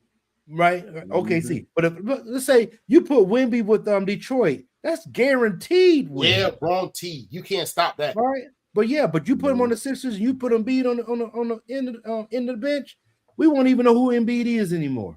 Nope. Nope. I agree. Well, to end this series out, the NBA playoffs, which series was the best series to watch? Tomorrow, first round, of course. First round, yes. I'm gonna say OKC because they finished the motherfuckers like they're supposed to. Everybody else is playing around. That's what type I want to see. I want to see in there slice the juggler and keep it moving. Like, let's do this. Oh man, don't drag it out. I don't want 7 games. I was most impressed with the San Antonio series because it really got I really got to see what Wemby would be like in the playoffs. I was happy to see him win his first series under his back, but the way he did it, I was not expecting that at all. And like I told y'all for weeks now, I've watched plenty. There's some teams in the NBA I just cannot watch, and the Spurs were one of them. I have to apologize to all my Spurs fans. I could actually watch them play a game now. I agree with you on that. They were definitely a surprise for me because I enjoyed watching them myself. Yeah, they were really well watching. Y'all been sleeping on the Spurs. Well, here in Texas, certain stations at certain times we can watch those games. So no, watch. Not to say that the Spurs have been such a fundamental, very basic, fundamental team. They're not exciting to watch, I even though they I win. told you. I said that this Yeah, is not but the now same old you have- Spurs. Right, you have an exciting player in a young Right. dude from France. A young team. Yeah, that team as well. And I'm with Shot on that. For him to mature in one season Mhm. shows you what you can do if you hone your craft. Because we saw that in Giannis when he came to the Bucks, Mhm. how he honed his skill. Now, if he get Oh, rid of his he honed brother, it I think very he'll be well. better. But other than that, we're gonna talk about that. But everybody else, like why Embiid hasn't done what Wemby has done? Why Kevin Durant hasn't done what Wemby has done? You see what I'm saying? Like these star power players are not doing it. And why we're is gonna go Robinson further. missing free throws like Shaq? Yeah, so I don't understand why we are having this issue with all-star players. Now, I will say this: James Harden is becoming who we know. All them damn turnovers done last night. Oh gonna show up. man. You know what I'm saying? Like he did with Houston Man. when he left OKC. He went to Mhm. Houston. He does it every He time. did what, Because he be 11 or forcing 12 it. He be turnovers and a forcing half. it. Like that's the Mhm. most ever. Like he forgets how to dribble, or did somebody pay him off, or did he not get a stripper before the game? One of Or those he two got things a happened. Or he got a new girlfriend. gotta get one on that. They just had the Met Gala. Was he there? Because you know he loved his fashion shows. Man, there it And is. you know he went to go to there, go do those things and get drunk and Yeah, show but up. you have the nerve to say, yeah, you have the nerve to say those turnovers was on me. Bitch, you had the ball. Of course they on you. Who else is gonna be on? So that's enough for me on that one. James Harden is who he is. That's all I gotta say. I told y'all that. I didn't want to expect nothing from him. Nothing. Y'all stupid. All right, there. I'm trying to find you here, Shata, so I can get your I'm trying to see where the hell did he put it? Oh, that's me. Okay, Shata. Please forgive me. Man, I had like 3 trivia questions I wanted, but I think I found a good one for y'all today. Had me stumped. That's all I know. Had you stumped. Oh. Yeah. Hold on, Shata. Oh, there we go. All right. Now, we got the next segment is give you something to think about, and here is Shata.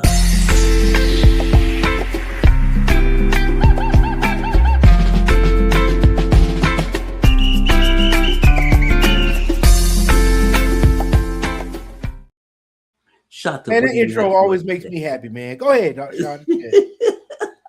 What do you have for us today, Shata? Go on and present this right here for me. Which one? The I see this one. white boy. Ooh, Bob Cousy. You think that it is.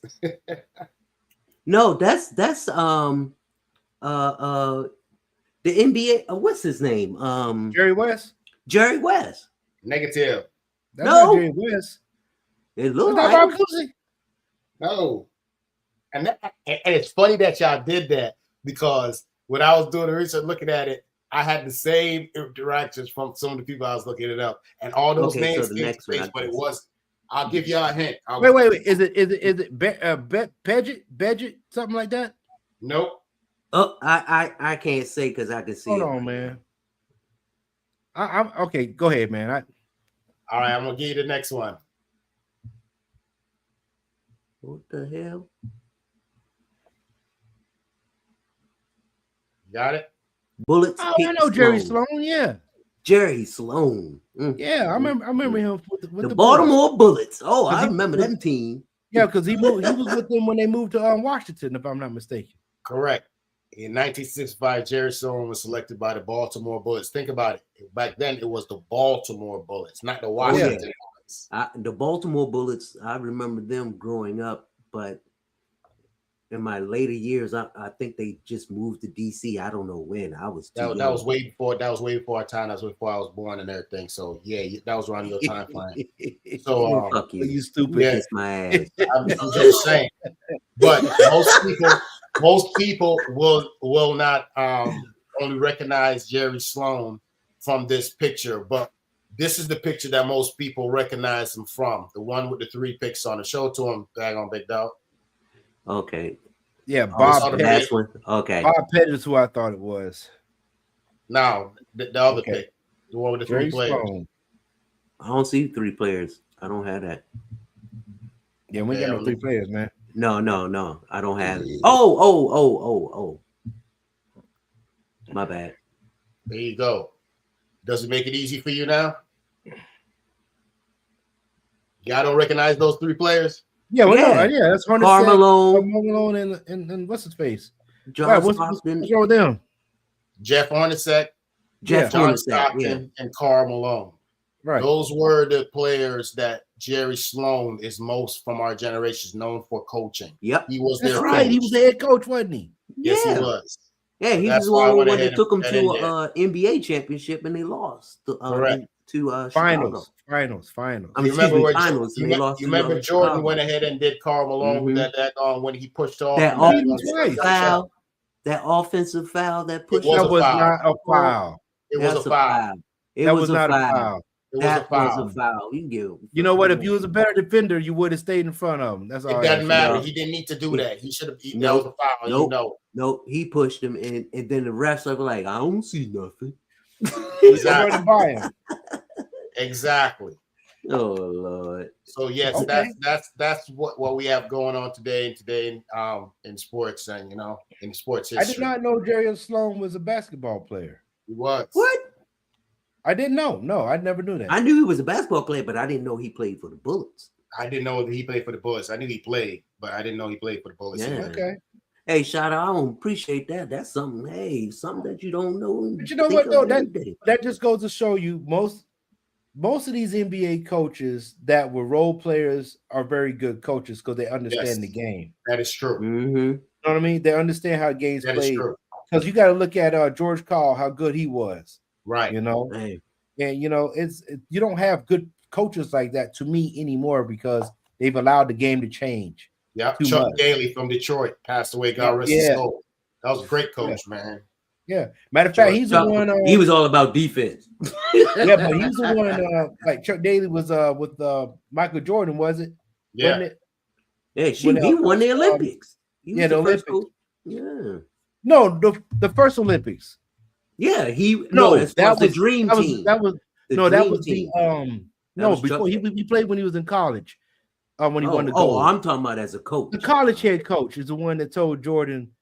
He said he said the picks too slow because he said slow down. Mike Krzyzewski? Yeah. Mike Krzyzewski. He played for Duke, but he played for He was a coach at Duke. He's been at Duke since the 80s. Mike Krzyzewski was one of the longest Right, running tenure but- coaches at Duke. Well, who's Yeah, the I was coach just in North saying Carolina? that- What was it? I've been saying Jordan I North Carolina. got him mistaken for him coaching Jordan, coaching the Dream Team. That's all. You're talking about Roy Williams, Big Tim Dog. Not Roy Yeah. Williams. The Roy Williams came after. He replaced the coach. Oh, you're talking about the great one. You talk about Yeah. that Coach Jordan. Yeah. No. I'm saying I forgot that Mike Sheffield coached Jordan at his first In the Olympics. Olympics. It was Yeah. Chuck Daly that did the 92 team. My bad. Correct. Yeah. Correct. Yeah. That is 'Cause correct. Yeah. Hey, Shada, learn something that new was every good, man, day. 'cause I I didn't appreciate know that. that. That was good. I thought that was Yeah.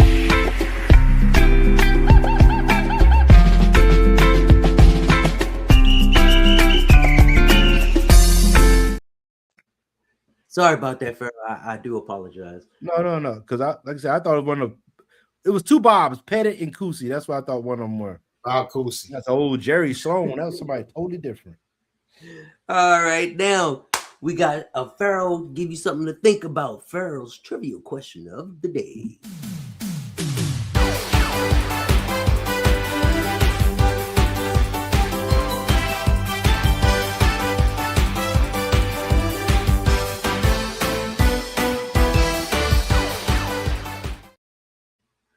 So, Farrell, what do you have for us today? All right. Well, SGA is on his way to win a bunch of playoff wins right now. So here's the question for you. Now, the NBA has been around since 1955. Now, I ain't talking about ABA and all the other stuff. We're talking about the NBA. With that said, here's your question. Among the 37 NBA MVP winners, who played in the fewest playoff series wins? Now, mind you, they're series wins, not individual games. Man, that's a lot. Now, my answer was Allen Iverson. I'm gonna leave it at that. Yeah, that sounds about right. Either him, well, it won't be Barkley because he I'd played say a lot. Who played in the fewest playoff series? The few. No, who played it, but they wins, not losses, just wins. No, the series wins, not series game wins, but series wins. Yeah. I would say Larry Johnson. He never won MVP. That's not MVP. I understand. Yeah, he never. Yeah, he never. Remember, 37 MVPs. The only one I could think of that maybe would be in that category is Dirk Nowitzki. He has one MVP, yes. And Steve Nash. Those are only two names that come to mind. But Steve Nash has 2 MVPs. No, y'all looking at it wrong. No, I'm not saying that. I'm just saying. No, it doesn't matter how many they have. Yeah. You want to know the playoff series wins. Because the SGA, like I say, he's up and coming right now. I'm going to go with Dirk. Dirk? That's it. I said that there. So I had Allen Iverson. Because, you know, that year that they went to the finals against Shaquille and them, when he stepped over old big head boy. I would say Allen Iverson or Joel Embiid. Because he. Yeah, that's a good one. He did win MVP. Yep. I'm gonna go with Iverson because when he was with Philly, he did Embiid. Nope. Joel Embiid. All right, y'all ready? We're ready. Yeah, oh my goodness. Hey, so Tim Dog, you and I were close. They both won 5. Embiid and Iverson won 5 with 7. I forgot all about D. Dirk ain't even in the conversation. Dang. I think ain't that a bitch? Huh? I say, ain't that a bitch? I know. Nobody remembers Derrick Rose, man. Yeah. Nobody remembers that, he's in the playoffs and stuff. Oh my goodness. That's crazy. Earl, hey, that was a good one. But I had another one I was gonna put up. Save it for next week. This one right here. Well, next week I'm gonna have a different one because the one I was gonna put up had to deal with the series, the last series the Knicks was in. Well, shoot, you have 2 of them. Put it up. We put it up real quick. You got it? Yeah, that's cool. That's cool. All right. Why not? I like trivia. What's your second question? Oh man, where is it? You asking Google to spell it for you? All right, here it is. Here you go. Here you go. Yeah. Hold on. Coach.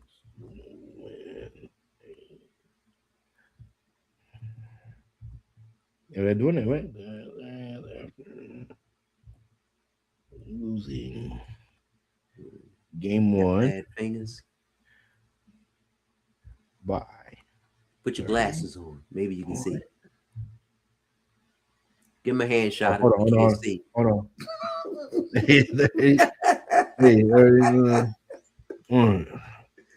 You like them kids that you learn how to write in cursive? Right. Here we go. Who is the last coach to win a series after losing game 1 by 30 points? Whoa. What I tell y'all gonna be like, what the fuck? Portland Trailblazers.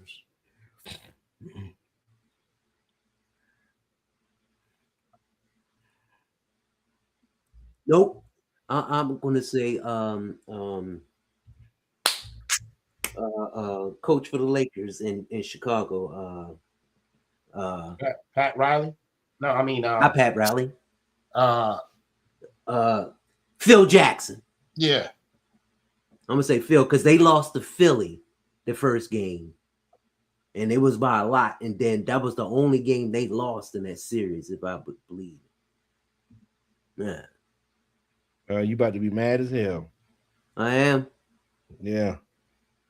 Yeah, y'all about to be mad as hell.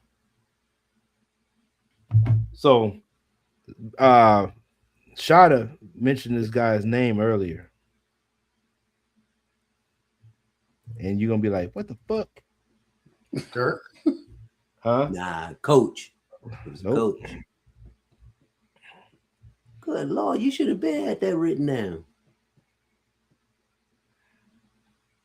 Man, get the fuck out of here. Oh God, He just did it. that's stupid. You did that shit on purpose. It just happened. It's crazy. Look It is like, what what's it wrong, is. Tim?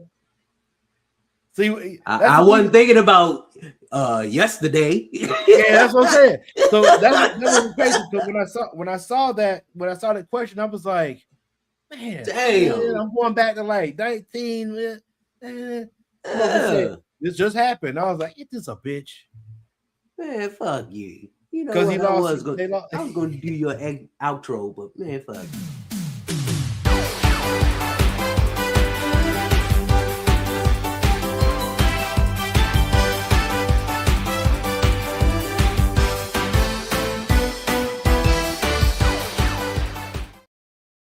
And as promised, Shata, I'm going to give you the sports discussion.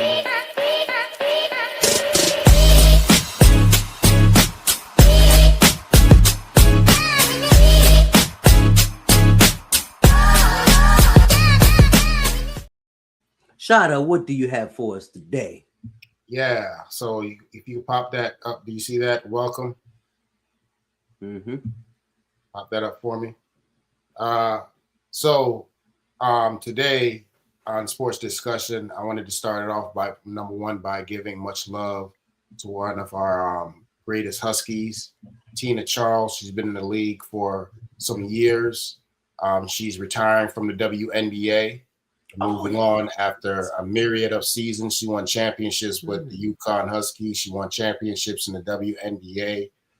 She's done a lot of great things in the WNBA.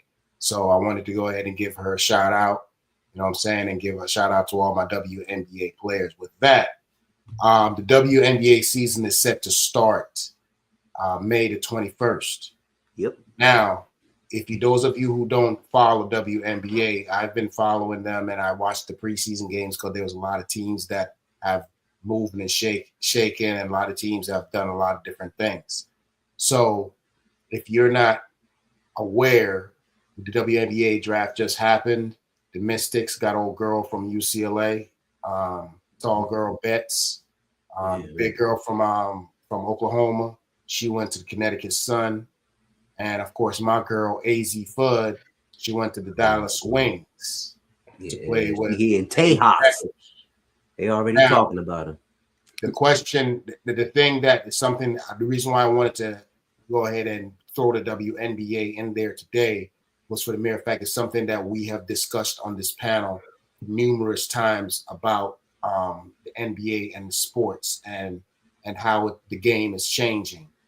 Now, this female superstar just graduated from the University of Connecticut, probably one of the best shooters we've ever seen in the game, led the NCAA in all kinds of things, and played all through the tournament. The thing that's crazy about the WNBA is they do the draft and then they have to go straight to training camp. They don't get no break. And then they're into preseason, and then the season starts on the 21st. So they don't get to enjoy a lot of the stuff like a lot of us do. They go right to work. Now, I've been watching these games, and AZ Fudd made a statement that she's under fire from right now of something that we've discussed. She played in her first game, she was a little tentative. In her second game, she played extremely well, shot the ball really well. but then she got in trouble afterward for making a statement. Her statement was, I thought the WNBA it will be a lot more physical than it is in college. And she is under fire for saying that. Now, the reason why I wanted to put that to the discussion to the panel, this is something we've discussed quite extensively on this panel. And this is coming from the women's game. She's coming from playing in the NCAA tournament to playing in the professional WNBA league. And she's saying in her statement that she got fouled a lot harder in NCAA than she does in the WNBA. So with her making that statement, do y'all think that she has put a target on her back? Or do you think that is a valid point for her to bring up in the WNBA season, especially the fact that they just signed a new CBA and players are getting paid much more money? Just something I want to put out there. Let me go first. Not only did she put a target on her back, boy, her teammates gonna have to watch her back. Because just because it's not physical in practice and you haven't played your first professional game doesn't mean it's not what it is. And for this, what I'm saying is, you might say it's practice, but these games are televised preseason games. They'll once again preseason. Yeah, everybody's probably jockeying for position, but it's not regular season, and it's not where a lot of the only people that's really playing physical are the ones who jockeying for a spot. Your rookies and your second years, and those who probably just signed. So now she got a target on her back. Oh, it's not physical. I'm sure she's going to probably get called for a lot of fouls, but deservingly so. You don't sit there and judge something just because, something's in the beginning. We all know that basic training was not really that hard. And then when you get deployed, it's even harder sometimes. So I would say to her, I'm sorry you got to go through this, but you're going to have to it's going to have to happen. You're going to get hurt. Well, I would say that there was a story. I'm going to go back to a story that one of the young NBA players had said something similar when they played the Bulls after the Bulls had won a championship. And it was a preseason game. And, he talked a little shit, talking about Jordan and the team. And then Jordan got wind of it. So when they got done with that game, Jordan said, I'll see you in the regular season, which was basically a week later. And he demolished them. Right? This go to show you, before you get involved in whatever's going to happen, you need to know that we're not playing preseason because all we're doing is getting our legs underneath us. So when she actually gets into the season and what she has said, I believe that's going to we're going to find out what type of player she is. That's all I'm going to say. Can you handle the fire that you built, or will you be able to put it out because you're going to be able to handle whatever you had? So we'll see. I just think she's talking too fast. She doesn't understand what's going to happen. I agree with Farrell. Okay. and that's fine. And my whole thing is with that, I only brought it up for the mere fact that it's not like she's out here it was last year she was playing. She was playing literally 2 months ago. Yeah. In the biggest tournament of her career. So it's not like she's just coming in the WNBA and being like, I just want to be walking around on the street. She just proved she's one of the best shooters to ever play the game by breaking all them records and being drafted number 1. The first game, if you saw when she played against the Fever, she was extremely tentative, but she shot lights out in this last game. All I'm saying is, for a player to say it's a lot more physical in the college game, I thought this was the WNBA. I think that for me, that's saying a lot, indicative of what we've been talking about, what the product that we put on the floor.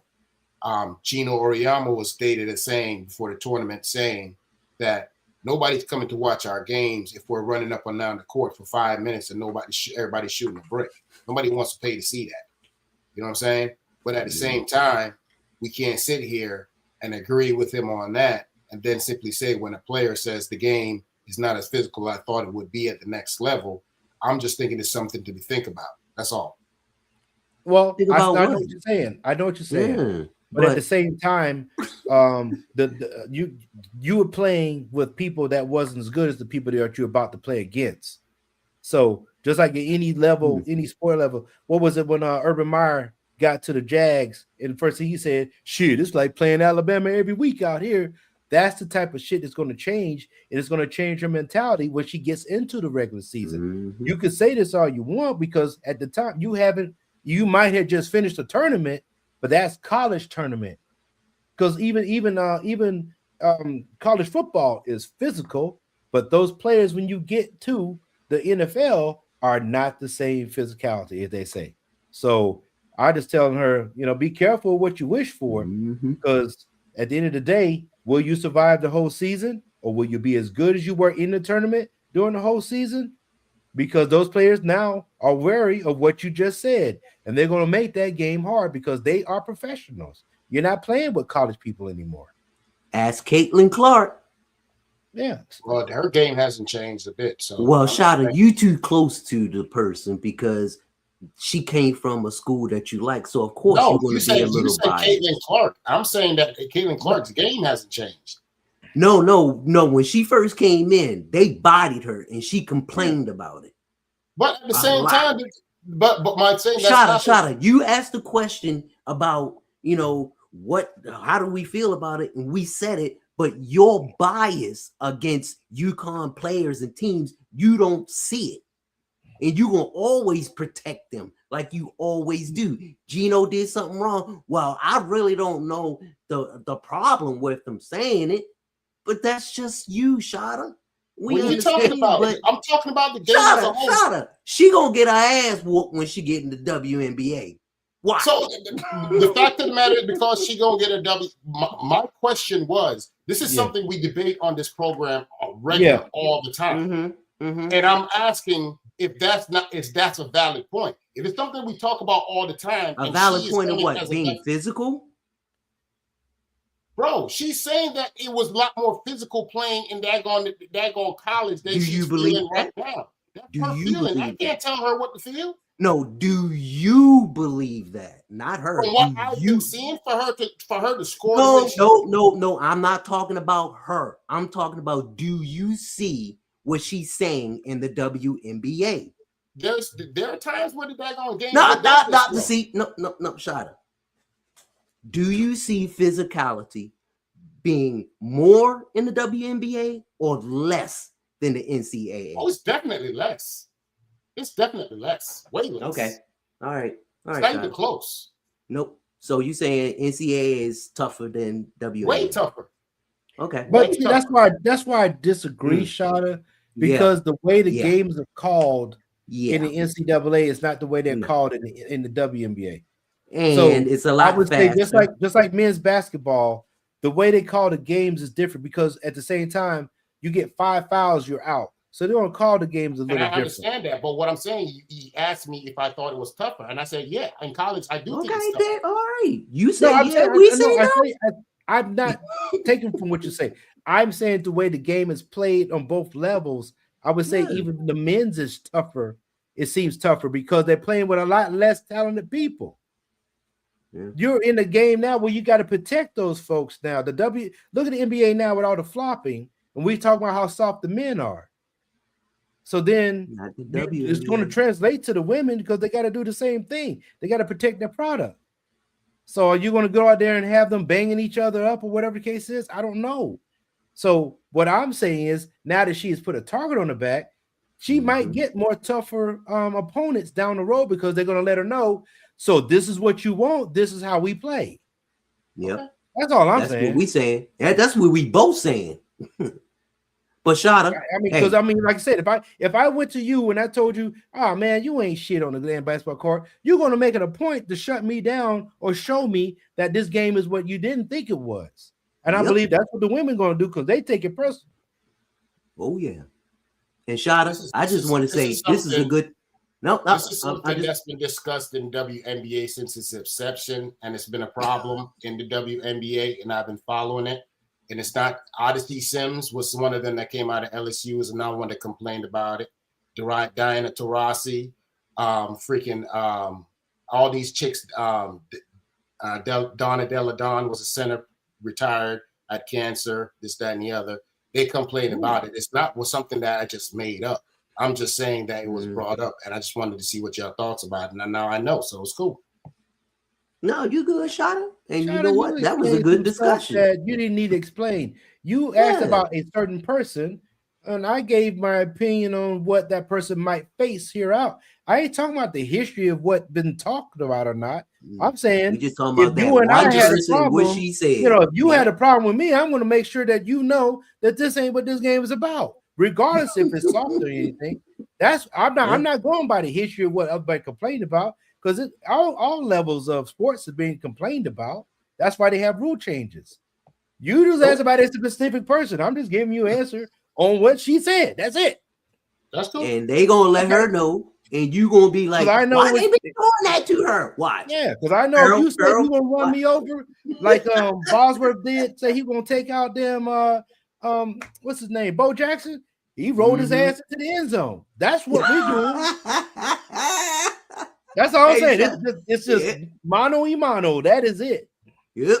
That's fair. And then Shada, and don't come back saying why they treat my girl so bad. All right, we gonna good discussion. Hey, play the song.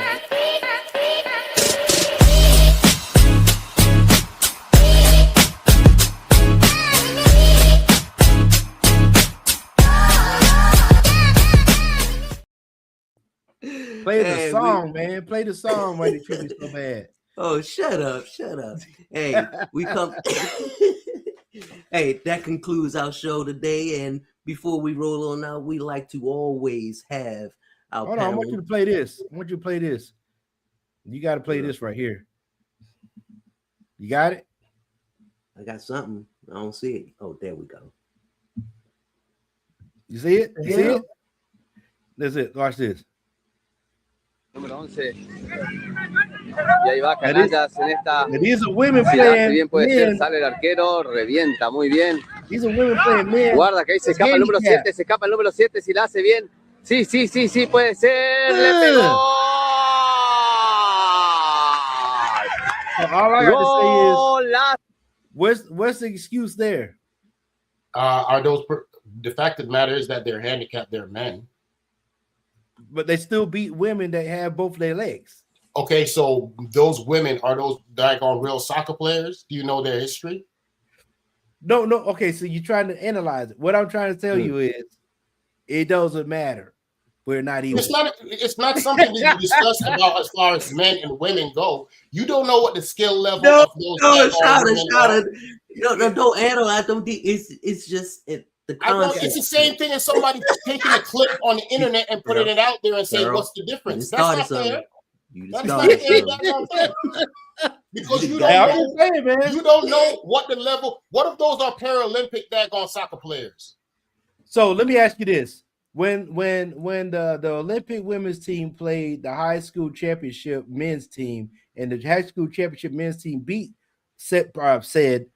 women's Olympic team, I don't even what's the handicap? I don't understand what your point is. What is this? The joke is that the men had one leg, they beat two women with two legs, and they talk about pay disparity. You know, the gap in pay. About the game? It's just the game. He just messing with you, Shada. Just being sarcastic. I don't get it, but because I don't like when people do that to the women's game and say the women and men are different. We already know that, but I don't like the fact that every time this conversation comes up, it's all about this handicap and this, that, they beat the women. That's bullshit. That's not context. That's not context. That's not the proper context. Don't do that. Don't fucking do that. That's not cool, man. That's like you going out there and saying, "Oh yeah, we went special forces. We jumped out of a plane, and then you saw some soldiers playing each other and daggone thing, and it's they're special forces, but he never daggone really freaking daggone did a mission." That's a lie. No. Hey. Now that I would say is that's something that actually happens. This was a friendly game that somebody put out there. The team was? Do you know who the team was? The men and female? Do you know any background on either one of them? Shada, you are going way too far with this. But are you Yeah. doing? But my thing Now, all I'm is, saying you're is putting it out it was there put that out by men are his better than women Summit in guy. sports, and that's fine. We know that. All We're not right, discussing that. all right. Hey, let's stick to the context. We can talk about this That's all right, offline Tyler. right I now, but see where you're going with stuff, man.